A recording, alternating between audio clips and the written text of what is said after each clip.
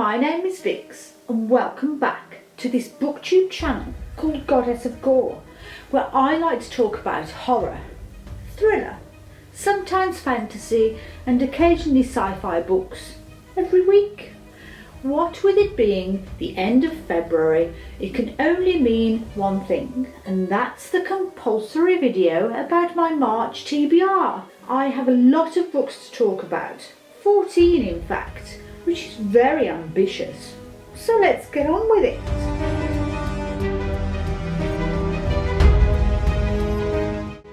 I will start with the physical books I plan to read from March, just so I can hold them up and do the usual booktube thing. The first book is Apt Pupil by Stephen King. I got this from my library. It's about a 14-year-old boy called Todd Bowen, and on face value he is a good egg. Good grades at school, he's even a paper boy. But underneath he's in some really weird stuff. When he finds out that his next door neighbour, Mr. Dusander, is not just a German immigrant, but also an ex-Nazi soldier wanted for war crimes, he decides that if Dusander tells him about his life as a commandant of a concentration camp, he won't turn him into the police. Well, he sounds like a very naughty boy, doesn't he? The second book is House of 100 Whispers by Graham Masterton, another loan from the library. This is a spooky supernatural book about the Russell family and their father's Tudor mansion that he bought on the edge of Dartmoor when he retired as governor of Dartmoor Prison.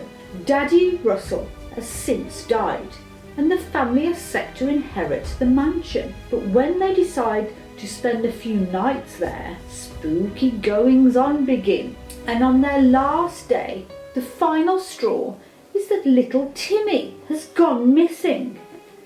Silly Timmy, where could he be? And who's to blame? Now, if you've ever been to Dartmoor, you will know about how desolate and spooky it really is. And I hope that Masterton has captured this in his novel. Third book is Just What Kind of Mother Are You by Paula Daly. This is my book club's pick of the month, and I got this copy from the library again.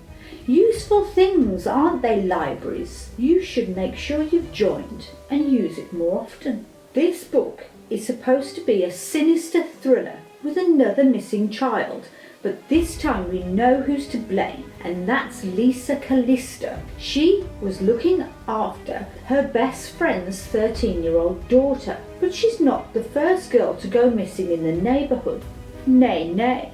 Another girl was taken 2 weeks previous and dumped on the high street after suffering a terrible ordeal. After being publicly blamed for the disappearance, Lisa sets out to find the missing Lucinda. She soon finds out that the town isn't as nice as it appears on the surface, and the residents aren't all they're cracked up to be either. Now we're dealing with the books I actually own. So book 4 is The Darkness That Comes Before by R. Scott Bakker. I've had this entire series in my possession for about 2 years, so I am really looking forward to reading it. This is the first book in the Prince of Nothing series, set in a post-apocalyptic world and delves into 2 timelines, one 2,000 years before and the time now. I've heard great things about this book from Read Slowly on his channel, and this follows, among others, 4 men and women who have been ensnared by a mysterious traveller who comes from a land thought long dead. It's a story on the brink of another apocalypse and a holy war. 7 Visitations of Sydney Burgess by Andy Moreno. This is a relatively new horror book released in September last year. Sydney Burgess lives with her 11-year-old son when she opens her door one day to a masked intruder. She does what anyone else would do, and that is to try and escape and survive. And that's what she is convinced she did do. But she's told by the police in the hospital that she can't trust her own memories, because the intruder is dead in her house, horrifically murdered in her spare room. When Sydney returns home, she can't get over the feeling of things lurking in the dark corners, of voices whispering in her ear. And when her memories do start to return, the secrets that she thought she had buried will resurface and change everything.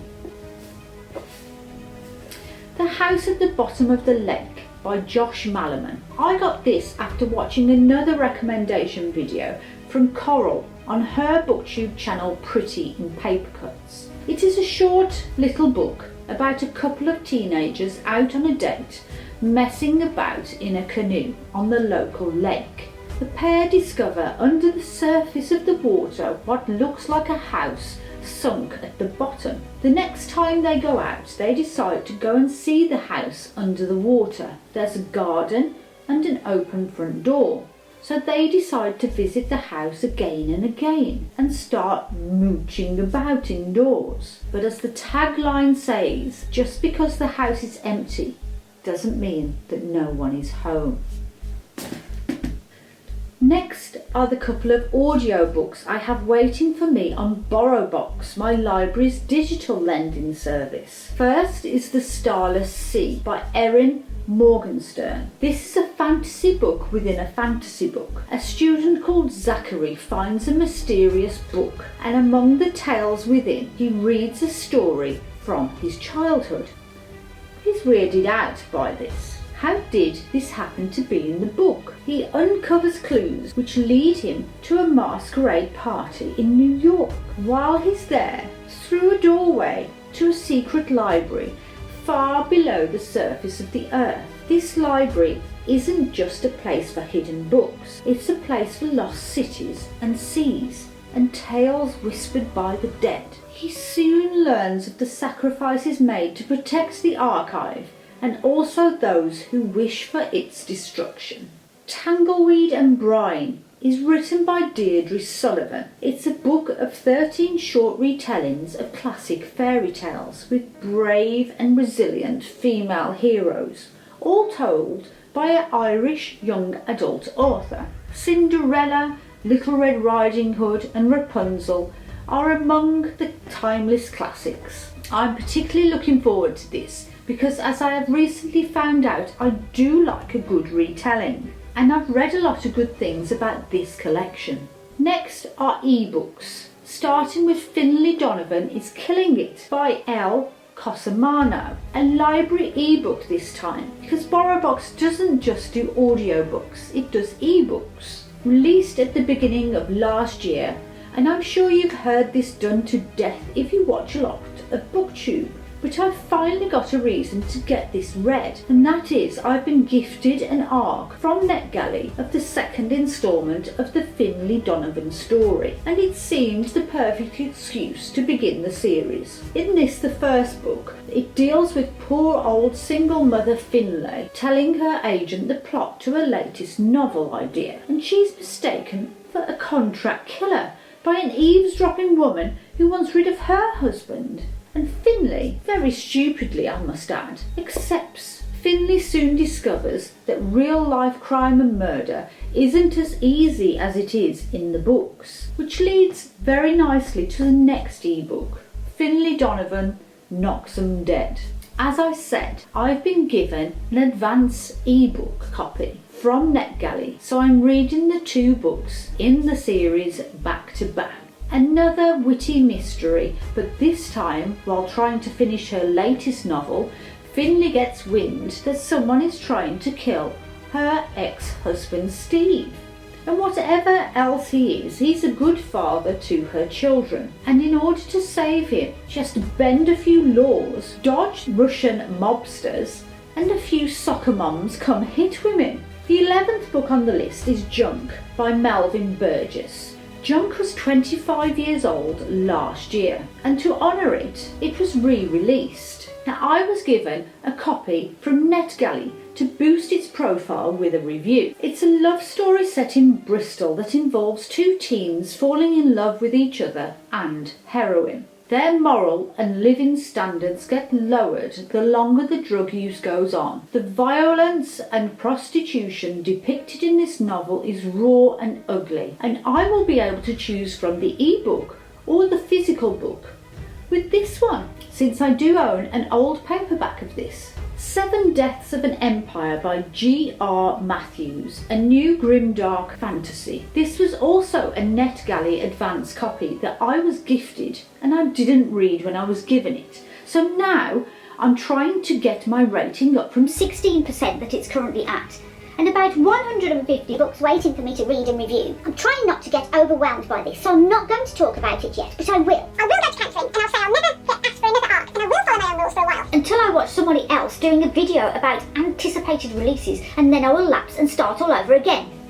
But anyway, this is about a city whose emperor has just died. So now everyone and their mum's vying for power, and with a rebellion brewing, General Borden, who has spent his whole life serving and protecting the empire, must now protect the heir to the throne. Chiron, an apprentice magician, must escort the emperor's body back to the city, which is a dangerous job when enemies emerge from the forest, because whoever controls the emperor's body controls the succession to the throne. There will be 7 lives and 7 deaths to seal the fate of the empire. Book 13, The Things in Heaven and Earth by Michael Scott Hopkins. And this is the last NetGalley ebook on the list of this month. This follows a guy named Nash Baxter, and he's a famous ghost debunker travelling around on his motorbike from town to town, outright lying. He knows that the ghosts of the departed are real. They are held fast to this world and tormented by demons. Hell exists side by side to the real world, and not only can Nash see it, he can also destroy the demons at will. But when he does, he risks the demons possessing him and forcing him to carry out all kinds of nastiness. But when a mysterious woman comes into his life, she convinces him that he has but one purpose in life. He must destroy the evil he carries around within him. And the final book, Book 14, is Dr. Jekyll and Mr. Hyde by R.L. Stevenson. This is another of my horror set in Scotland. And I know what you're thinking.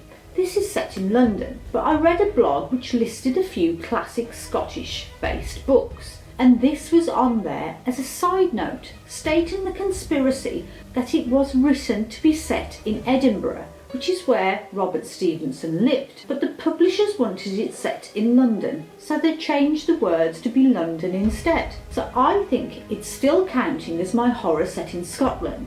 And I don't want to hear anything different, okay? At over 136 years old, this has to be the oldest book I've ever read. And another fun fact about the book, it is one of the only books whose titles has become used in the modern language as a way to describe someone's behavioural trait, like he was a real Jekyll and Hyde, which I think shows just how inspiring a book it really is. Anyway, it's a story that starts off with sightings of a horrible, violent man committing heinous crimes throughout the city without remorse. Being a curious cat, lawyer Mr. Utterson thinks his friend and client Dr. Jekyll may be in trouble with this man and decides to ask around about him. Apparently, the good doctor has been upsetting people with his latest idea of a serum to separate the personality, that we have a good and bad side which can be drawn out and kept singular, and he's using it on himself. This will be a reread for me.